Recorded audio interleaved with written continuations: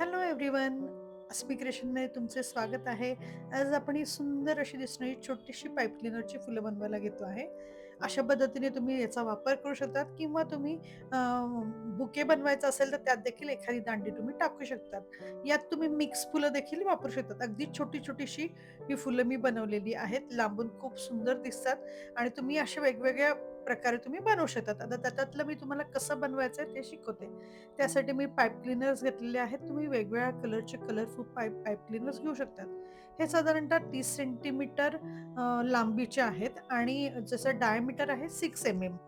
आता त्याच्यासाठी लागणाऱ्या सगळ्यात पहिल्यांदा आपण घेतलं पाईप क्लीनर. त्यानंतर आपल्याला दांड्यासाठी तुम्ही ही अशी काडी क्राफ्टची हे मिळते वायर, ती तुम्ही घेऊ शकतात. क्राफ्ट पेपर पण क्राफ्टच्या दुकानामध्ये मिळतो. अगदी इझिली मिळतो. त्याचप्रमाणे मी मेणबत्ती आणि काडीपेटी घेतलेली आहे. तर ती मेणबत्ती आणि काडीपेटी कधी लागेल ते मी तुम्हाला आता दाखवतेच आहे. त्याचप्रमाणे कात्री घेतलेली आहे.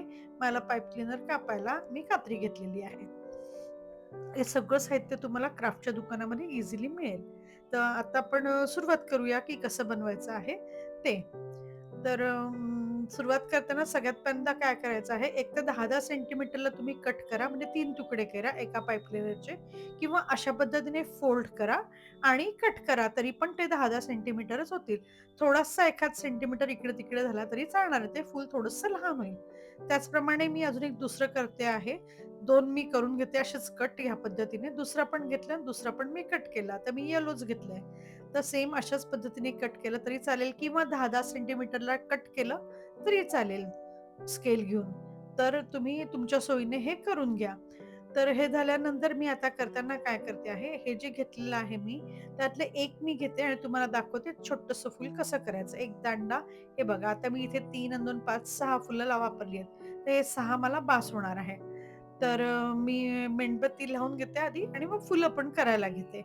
मेणबत्ती तुम्ही नंतर लावली तरी चालेल तुमच्या सोयीनुसार, पण मी मेणबत्ती लावून घेते आहे थोडीशी नंतर हे होईल म्हणून.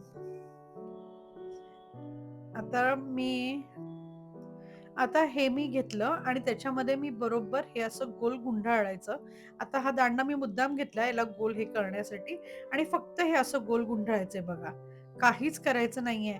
विदाऊट दांडा देखील तुम्ही करू शकतात, पण आहे ना त्याला अगदी जवळ घ्यायला पाहिजे बघा. विदाऊट दांडा देखील तुम्ही हे गोल असं करू शकतात. बस याला घट्ट करायचं आणि ठेवायचा. परत दुसरं घ्यायचं. पहिला जो वेढा आहे तो अगदी जवळ घ्यायचा एवढं मात्र लक्षात ठेवा. म्हणजे विदाऊट खालचा हा लाकडी दांडा तुम्ही नाही घेतला तरी देखील तुम्हाला करता येईल ते. बघा अशा पद्धतीने हे दुसरा गोल तयार झाला माझा. बघा अगदी सोपी मेथड आहे. अगदी झटकीपट होईल. मी मगाशी तुम्हाला म्हटलं ना, तसंच ते आहे. अशा पद्धतीने मी हे सगळे बनवून घेतले आहेत 6-7 आणि आता मी काय करते आहे, हे जे खालचा जो भाग आहे ना, तो मेणबत्तीच्या ज्योतीवरती मी अशा पद्धतीने हलवते आहे. बस बघा आणि मग ते ना ते तो जो फायबर जे असतं ना, तिथलं जे पाईप क्लीनरचं वरचं जे लेयर आहे ना कापडी वेल्वेटचं ते जळतं आणि तो खालचा दांडा फक्त राहतो बघा. हा दिसला तुम्हाला? अशाच पद्धतीने मी दुसरं देखील करते आहे बघा. बरोबर हा खालचा दांडा फक्त असा राहतो.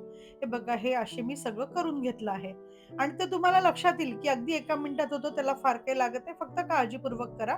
आता मी काय करते आहे, हा क्राफ्ट पेपर घेतला आणि त्याला फक्त हे असं गोल गुंडाळते आहे. आणि मी मुद्दाम मेणबत्तीच्या ह्याच्यात सांगितलं आणि पुढच्या साइडला ते पकडा आणि बरोबर ते करता येईल तुम्हाला. अगदी ईझी आहे. काही चटका वगैरे लागत नाही. पण काळजीपूर्वक करा. आता अशाच पद्धतीने मी दुसरं देखील करून घेते. क्राफ्ट पेपर मी पूर्ण याला गुंडाळून घेते आहे. असं सगळ्या बाजूने मी सगळ्यांना क्राफ्ट पेपर मी गुंडाळून घेईल आणि मग मी पुढचं कंटिन्युएशनमध्ये पूर्ण जी वायर आहे, त्याला मी त्या मला जसं हवं त्या पद्धतीने मी लावायला घेते. हे बघा क्राफ्ट पेपर हे नीट अशी गुंडाळून घ्यायची आहे आणि पुढे करायचं. तोडून घेतलं तरी चालेल. आता त्याच्यात त्याचप्रमाणे पुढच्याला पण करायचं आहे. अशा पद्धतीने क्राफ्ट पेपर सगळ्याला तुम्ही गुंडाळून घ्या. आता इथे तुम्ही वूल जरी लावली ना, तरी देखील चालू शकते हां. मी इथे क्राफ्ट पेपर लावला, तुम्ही वूल लावली तरी देखील चालेल. गोल, गोल, गोल, गोल वूल गुंडाळली तरी देखील चालेल. आता मी काय करते आहे, ही जी माझी मोठी हे होती ना, ते घेतलं आणि हे असं बरोबर पहिलं ठेवलं आणि त्याला बरोबर परत क्राफ्ट पेपरने असं गुंडाळायला सुरुवात केली. हे बघा, फक्त मी गोल, गोल, गोल, गोल त्याला चिकटपणा असतोच. तो फक्त असा गोल-गोल गुंडाळायचा. लगेच त्याच्यामध्ये परत आता हे दुसरं लावायचं आहे. मग मी बरोबर दुसरा हा घेतला आणि हे ह्या साइडला ठेवलं. परत त्याला क्राफ्ट पेपरने असंच गोल-गोल गुंडाळायचं. चिटकवायची देखील गरज नाही. पटकन होतो. क्राफ्ट पेपरला तेवढं चिकटपणा असतो.